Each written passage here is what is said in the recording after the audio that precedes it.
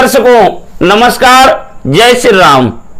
जैसा कि हम सभी जानते हैं 2 सितंबर से हमारे पूर्वजों को समर्पित पितृपक्ष प्रारंभ हो गया है। इसीलिए इस समय मेरे पास दिन भर में जो फोन आते हैं उसमें से सबसे ज्यादा प्रश्न तर्पण करने की विधि जानने वालों की होते हैं। अतः प्रिय दर्शकों, इस वीडियो के माध्यम से मैं आप सभी को तर्पण यानी जलदान करने की विधि के बारे में जानकारी दूंगा। तर्पण करने वाले व्यक्ति इस वीडियो को 2-3 बार अच्छे से देखें और समझें। किसी भी पूजा से पहले हम सबको अपने पूर्वजों की पूजा करनी चाहिए। कहा जाता है अगर आपके पितृ आपसे प्रसन्न होते हैं तो देवता भी अवश्य प्रसन्न होते हैं। यही वजह है कि हिंदू धर्म के अनुसार जीवित रहते हुए घर के बड़े बुजुर्गों का सम्मान और उनकी मृत्यु के बाद श्राद्ध कर्म किए जाने का बेहद महत्व बताया गया है। माना जाता है कि अगर विधि अनुसार किसी पितृ का तर्पण न किया जाए तो उन्हें मौत के बाद भी मुक्ति नहीं मिलती है और उनकी आत्मा मृत लोक में इधर उधर भटकती रहती है। श्राद्ध पक्ष में जल और तिल के द्वारा तर्पण किया जाता है। जो जन्म से लय यानी मोक्ष तक साथ दे वही जल है। तिलों को देवान्न कहा जाता है। ऐसा माना जाता है इससे ही पितरों को तृप्ति होती है। तर्पण में हम उन्हें मंत्रों के साथ जल और तिल अर्पित करते हैं। तर्पण पितरों को अत्यधिक पसंद है और इससे वे शीघ्रता से प्रसन्न हो जाते हैं। प्रिय दर्शकों, आइए अब जानते हैं कि तर्पण कैसे करें। तर्पण करते समय एक पीतल के बर्तन में जल या गंगा जल या दोनों, साथ में कच्चा दूध, तिल, जौ, तुलसी के पत्ते, दूब, शहद और सफेद फूल आदि डालकर फिर एक लोटे से सबसे पहले देवताओं को, फिर ऋषियों को और सबसे बाद में पितरों का तर्पण करना चाहिए। कुश तथा काला तिल भगवान विष्णु के शरीर से उत्पन्न हुए हैं।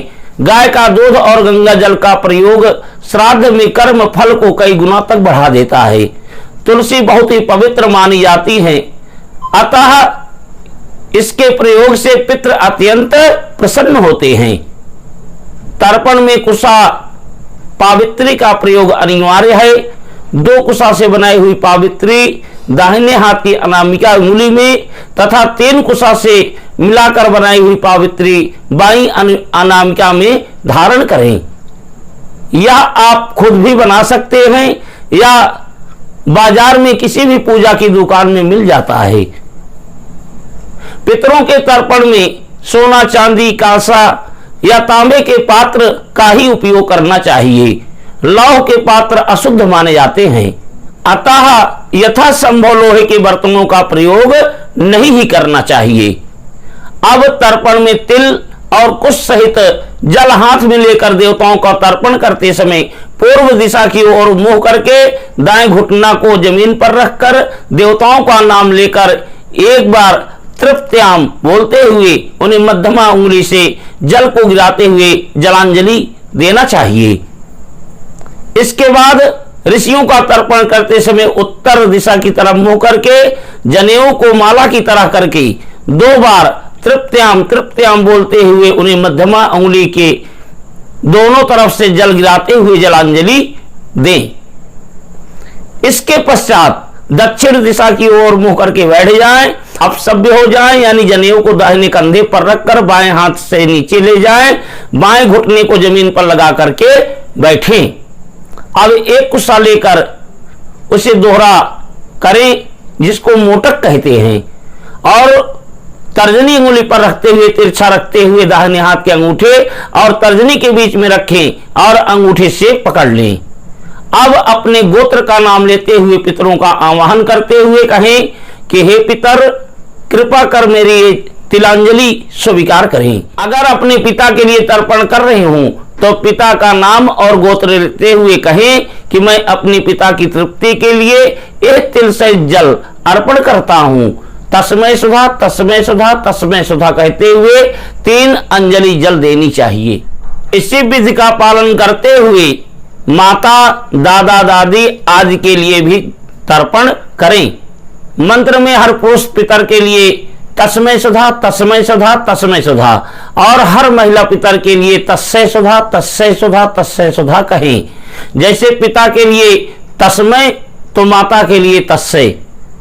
तर्पण करते समय पहले अपने सभी पितरों, उसके बाद अपने ननिहाल के सभी पितरों का नाम लेते हुए उनका तर्पण करना चाहिए और फिर अपने वंश के भूले हुए पितृ जिन पर आपका तर्पण पहुंचना चाहिए उन सभी पितरों को एक साथ तिलांजलि देते हुए उनका तर्पण करें और अंत में भीष्म पितामह को तर्पण अवश्य करना चाहिए।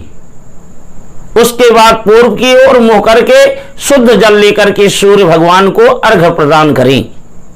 ध्यान रहे, तर्पण का जल सूर्योदय के आधे पहर तक अमृत, 1 पहर तक शहद, 1.5 पहर तक दूध और 3.5 पहर तक जल रूप में हमारे पितरों को प्राप्त होता है। अतः हमें सुबह सवेरे ही तर्पण करना चाहिए। तर्पण का जल तर्पण करने के बाद किसी वृक्ष की जड़ में चढ़ा देना चाहिए अथवा किसी पवित्र नदी सरोवर में विसर्जित कर देना चाहिए।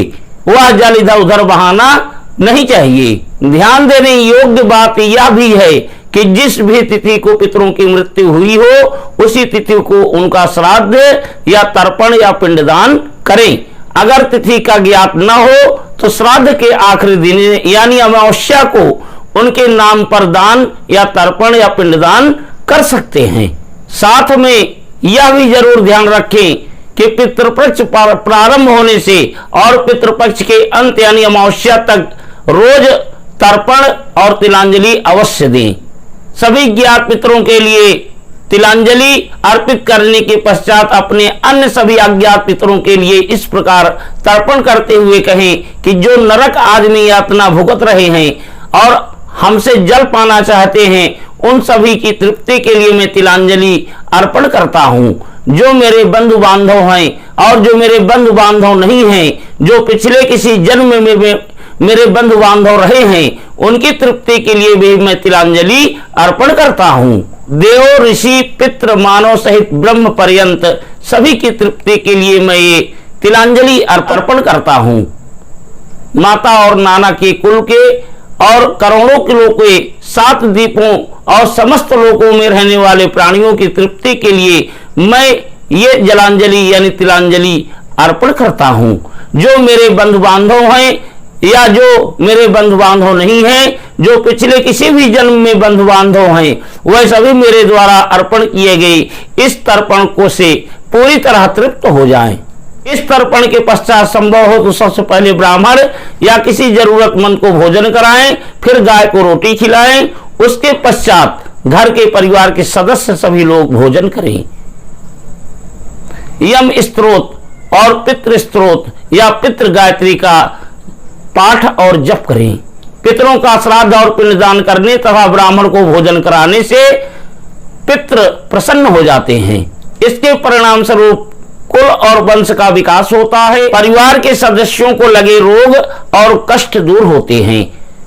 अपने पितरों का जो भी व्यक्ति अपनी शक्ति सामर्थ्य के अनुसार शास्त्र विधि से श्रद्धा पूर्वक तर्पण एवं श्राद्ध करता है उसे सभी दोषों से मुक्ति मिलती है और घर परिवार व्यवसाय और आजीविका में हमेशा उन्नति होती है।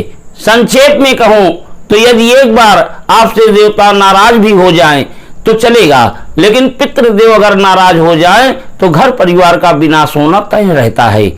इसीलिए इस 15 दिन के उत्सव को श्रद्धा के साथ अवश्य मनाएं। इसी के साथ अभी के लिए इतना ही। मिलेंगे अगले वीडियो में किसी अन्य ज्ञानवर्धक जानकारी के साथ। ईश्वर आप सभी का कल्याण करें।